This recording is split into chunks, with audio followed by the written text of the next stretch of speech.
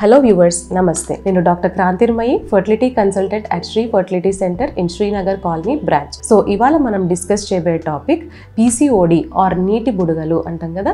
So దీని treatment భాగంగా laparoscopic ovarian drilling అంటే ఏంటి, ఏం చేస్తాం, ఎవరికి చేయాలి, ఎవరిలో ఎక్కువ సక్సెస్ ఉంటుంది ఈ ప్రొసీజర్ ద్వారా, సో ఈ ప్రొసీజర్ చేస్తే ఎంతవరకు సక్సెస్ అవుతాము అనేది ఇవాళ డిస్కస్ చేద్దాం. మనలో చాలా మందికి తెలిసింది ఏంటి అంటే పీసీఓడి నీటి బుడగల్లో ఎగ్ పెరుగుదల విడుదల అనేది ప్రాబ్లమాటిక్గా ఉంటుంది. సో ఎందుకు ఉంటుంది అంటే మెయిన్లీ హార్మోనల్ డిస్టర్బెన్సెస్ అని చెప్పుకోవచ్చు. ఏదైతే అండాశయంలో నీటి బుడగలు ఉంటాయో ఆ అండాశయంలో మేల్ హార్మోన్స్ అనేవి ఎక్కువగా పేరుకుపోయి ఉండడం వల్ల అండం పెరుగుదల విడుదలలో ప్రాబ్లం ఉంది. సో ఈ లాప్రోస్కోపిక్ ఓవేరియన్ డ్రిల్లింగ్ ద్వారా మనం ఏం చేస్తామంటే ఈ నీటి బుడగల్ని పంక్చర్ చేసి అందులో ఉండే ఫ్లూయిడ్ ఏదైతే మేల్ హార్మోన్స్ రిచ్ ఉంటుందో ఆ ఫ్లూయిడ్ని మనం లెట్ అవుట్ చేస్తున్నాం. సో లెట్ అవుట్ చేయడం వల్ల ఈ హార్మోన్స్ అనేది బ్యాలెన్స్ అయ్యి ప్రెగ్నెన్సీ వచ్చే ఛాన్సెస్ ఇంప్రూవ్ అవుతున్నాయి. సో ఇది లాప్రోస్కోపిక్ ఓవేరియన్ డ్రిల్లింగ్ ఒక మెకానిజం ఆర్ ప్రిన్సిపల్. అయితే ఇది ఎవరికి చేయాలి, అందరికీ చేయాలా అనేది డౌట్. సో అందరికీ అవసరం లేదండి. ఎవరికైతే సివియర్ పీసీఓడి ఉంది, సో పీసీఓడిలో మనం ఏంటంటే ఎగ్ పెరగడానికి విడుదల అవ్వడానికి టాబ్లెట్స్ ఇంజెక్షన్స్ ఇస్తుంటాం. సో ఎవరికైతే maximum dose of tablets or maximum cycles of tablets at the same time injections ఇస్తాము, అప్పటికీ కూడా ఎగ్ పెరుగుదల విడుదల అనేది జరగదు. So maximum dose maximum cycles అంటే రెసిస్టెంట్ ట్రీట్మెంట్ అంటాం దీన్ని. సో ఇచ్చినా కూడా వాళ్ళు రెస్పాండ్ అవ్వకపోతే అటువంటి వారికి లాప్రోస్కోపిక్ ఓవేరియన్ డ్రిల్లింగ్ అనేది ఒక మంచి ఆప్షన్. రెండోది వచ్చేసి లీన్ పీసీఓడి. అంటే యూజువల్గా పీసీఓడి వాళ్ళు ఒబీస్గా ఉంటారు, కొంతమంది లీన్గా అంటే సన్నగా ఉంటారు. అండ్ వీరికి ఏంటి అంటే ఎల్హెచ్ అనే హార్మోన్ చాలా ఎక్కువ మోతాదులో ఉంటుంది, more than 10 international units per లీటర్లో ఉంటుంది. సో ఇటువంటి వారి కూడా ఈ లాప్రోస్కోపిక్ ఓవేరియన్ డ్రిల్లింగ్ ద్వారా లబ్ధి పొందుతారు. అయితే ఈ లాప్రోస్కోపిక్ ఓవేరియన్ డ్రిల్లింగ్లో ఏం చేస్తాం అనేది ఇంపార్టెంట్. సో ఈ లాప్రోస్కోపిక్ ఓవేరియన్ డ్రిల్లింగ్ అనేది అండర్ జనరల్ అనెస్థీషియా చేస్తాం. సో ఇందులో 2 key holes on the abdomen ఇవ్వడం జరుగుతుంది.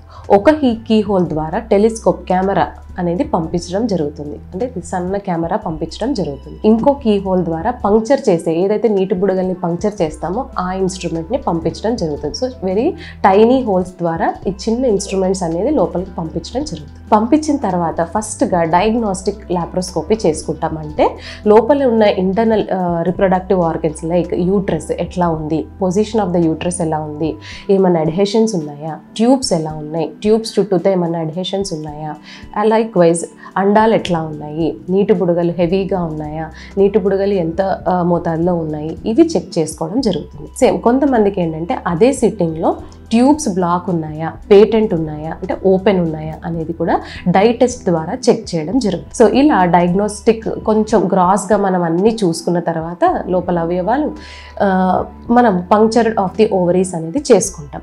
సో 2 ఓవరీస్ ఉంటాయి కదా, పర్ ఓవరీ 4 to 5 పంక్చర్స్ చేసి ఆ నీటి బుడగల్లో ఉన్న ఫ్లూయిడ్ అనేది లెట్ అవుట్ చేస్తాం. సో లెట్ అవుట్ చేయడం వల్ల ఏంటంటే ఓవరీస్ అనేవి మనం ఇచ్చే నెక్స్ట్ అంటే లాప్రోస్కోపీ అయిపోయిన తర్వాత మనం ఏదైతే ప్రెగ్నెన్సీ ప్లాన్ చేయడానికి మెడిసిన్స్ ఇస్తామో అవి బాగా పనిచేసి తొందరగా ప్రెగ్నెన్సీ వచ్చే అవకాశాలు చాలా మటుకు ఉంటాయి. సో ఇది మెయిన్గా లాప్రోస్కోపిక్ ఓవేరియన్ డ్రిల్లింగ్లో మనం చేసేది. ఎవరు ఎక్కువ సక్సెస్ పొందుతారు లాప్రోస్కోపిక్ ఓవేరియన్ డ్రిల్లింగ్ ద్వారా? Especially female partner age less than 32 years ఉండి and LH levels more than 10 international units per litre ఉండి and marital life is also important. So marital life కూడా less than 3 years ఉండాలి. So ఇటువంటి వారు ఈ laparoscopic ovarian డ్రిల్లింగ్తో ఎక్కువ success పొందుతారు.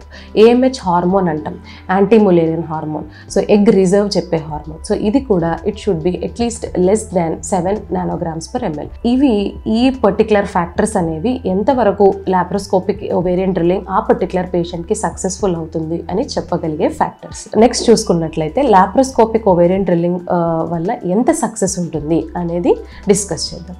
సో లాప్రోస్కోపిక్ ఓవేరియన్ డ్రిల్లింగ్ చేసిన తర్వాత మన దాని ప్రభావం ఒక 2, 3 లేదా 4 సైకిల్స్లో కనిపిస్తూ ఉంటుంది. 50% ఆఫ్ ద ఫీమేల్స్ చూసుకుంటే వారిలో సహజంగానే అండం పెరుగుదల విడుదల అనేది జరిగిపోతుంటుంది. మిగిలిన 50%లో మెడిసిన్స్ని యూజ్ చేయాల్సి వస్తుంది ఎగ్ పెంచడానికి విడుదల చేయడానికి. So pregnancy rate after laparoscopic ovarian drilling 20 to 60% అని చెప్పుకోవచ్చు. సో ఇలా ఎవరికైతే రెసిస్టెంట్ పీసీఓడి అంటే మనం మందులు ఇచ్చినా కూడా ఎన్ని సైకిల్స్ వెయిట్ చేసినా కూడా ప్రెగ్నెన్సీ అందదో అటువంటి వారికి వారికి ఈ లాప్రోస్కోపిక్ ఓవేరియన్ డ్రిల్లింగ్ అనేది మంచి ఆప్షన్. సో ఇది చేయించుకున్న తర్వాత మనం ఇచ్చే హార్మోన్స్కి ఫీమేల్ పార్ట్నర్ బెటర్గా రెస్పాండ్ అయ్యి తొందరగా ప్రెగ్నెన్సీ వచ్చే అవకాశాలు చాలా మటుకు ఈ లాప్రోస్కోపిక్ ఓవేరియన్ డ్రిల్లింగ్ ద్వారా ఉంటుంది. సో ఈ వీడియోపై మరిన్ని డౌట్స్ కింద కమెంట్ సెక్షన్లో పోస్ట్ చేయగలరు. Thank you.